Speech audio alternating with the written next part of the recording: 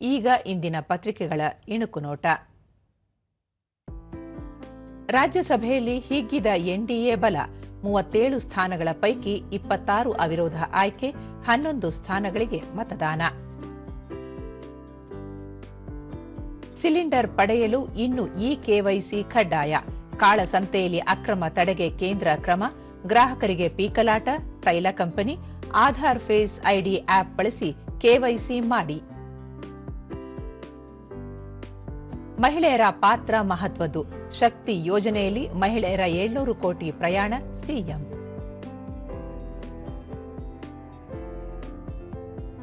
ಕಾರ್ಯಭಾರ ಆಧರಿಸಿ ಶಿಕ್ಷಕರ ನೇಮಕ, ಸಂಯುಕ್ತ ಪದವಿ ಕಾಲೇಜುಗಳಿಂದ ಬೇರ್ಪಟ್ಟ ಕಾಲೇಜುಗಳಲ್ಲಿ ಖಾಲಿ ಇರುವ ಹುದ್ದೆ ಭರ್ತಿಗೆ ಪರಿಶೀಲನೆ, ಸಚಿವ ಮಧು ಬಂಗಾರಪ್ಪ. ಇಂದಿನಿಂದ Orleans masters badminton, AYUSH ತನ್ವಿಗೆ ಸಾರಥ್ಯ.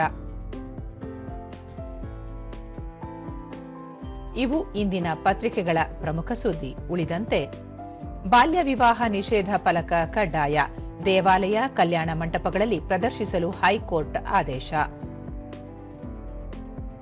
Parking ನಿಯಮಾವಳಿಗೆ ಸೂಚನೆ, ನಗರ ಪಾಲಿಕೆ ಅಧಿಕಾರಿಗಳಿಗೆ ತುಷಾರ್ ಗಿರಿನಾಥ್ ನಿರ್ದೇಶನ.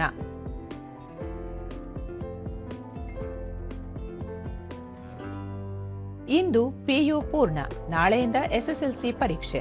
9.02 ಲಕ್ಷ ವಿದ್ಯಾರ್ಥಿಗಳು ನೋಂದಣಿ, ಪರೀಕ್ಷೆ ನಡೆಸಲು ಶಿಕ್ಷಣ ಇಲಾಖೆಯಿಂದ ಎಲ್ಲ ರೀತಿಯ ಸಿದ್ಧತೆ.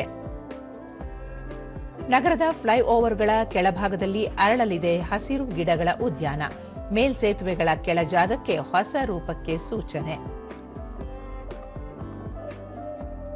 2027ರ ವಿಶ್ವಕಪ್ ಮುಂದಿನ ಗುರಿ, ಭಾರತ ಏಕದಿನ ತಂಡದ ನಾಯಕ ಶುಭಮನ್ ಗಿಲ್ ಘೋಷಣೆ.